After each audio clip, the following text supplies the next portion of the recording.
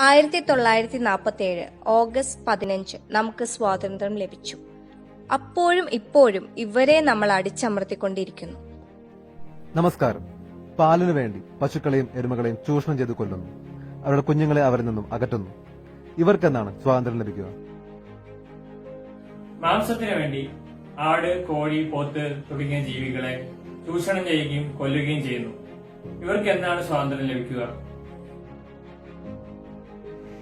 മീനുകളെ നമ്മൾ ശ്വാസം മുട്ടിച്ച് കൊലപ്പെടുത്തുന്നു. ചിലയിന മത്സ്യങ്ങളെ അക്വേറിയങ്ങളിൽ തടവിലാക്കുന്നു. ഇവർക്കെന്നാണ് സ്വാതന്ത്ര്യം ലഭിക്കുന്നത്? മുട്ട വ്യവസായത്തിൽ ചൂഷണം ചെയ്തു കൊള്ളുന്ന കോഴികൾക്ക് മുട്ടയിടാനാകില്ല എന്ന ഒറ്റ കാരണത്താൽ ജനിക്കുമ്പോൾ തന്നെ അരച്ചു കൊല്ലുന്ന കോഴിക്കുഞ്ഞുങ്ങൾക്ക് എന്താണ് സ്വാതന്ത്ര്യം ലഭിക്കുന്നത്? തേനിനും തുകലിനും പട്ടിനും കമ്പിളിക്കൊക്കെ വേണ്ടി ചൂഷണം ചെയ്യപ്പെടുന്ന മൃഗങ്ങൾക്ക് എന്താണ് സ്വാതന്ത്ര്യം ലഭിക്കുക?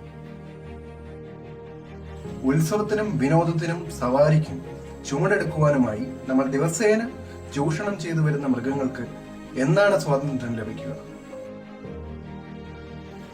പരീക്ഷണങ്ങൾക്കും മറ്റു പല അനാവശ്യ കാരണങ്ങൾക്കും വേണ്ടി ചൂഷണം ചെയ്യപ്പെടുന്ന മൃഗങ്ങൾക്ക് എന്ത് സ്വാതന്ത്ര്യമാണ് ലഭിക്കുന്നത്? ഇവർക്ക് സ്വാതന്ത്ര്യം ലഭിക്കണമെങ്കിൽ നമ്മളെല്ലാവരും വീഗനായി മാറണം. മൃഗോൽപ്പന്നങ്ങൾ ഉപേക്ഷിച്ചു വീഗനായി മാറണം. നന്ദി. പ്രാണവേദന അനുഭവിക്കുന്ന ഇവരുടെ നിലവിളി കണ്ടില്ല എന്നടിച്ച് ഒരിക്കലും നമുക്ക് ഈ ഭൂമിയിൽ സമാധാനമായി ജീവിക്കാൻ കഴിയുകയില്ല. ആഗോള താപനം വർദ്ധിക്കൽ, ജലക്ഷാമം, ജലമലിനീകരണം, വനനശീകരണം ഇതിനെല്ലാം കാരണം മൃഗങ്ങളെ ഉപയോഗിച്ചുകൊണ്ടുള്ള വ്യവസായങ്ങളാണെന്ന് യുണൈറ്റഡ് നേഷൻസ് തന്നെ വ്യക്തമാക്കിയിട്ടുണ്ട്.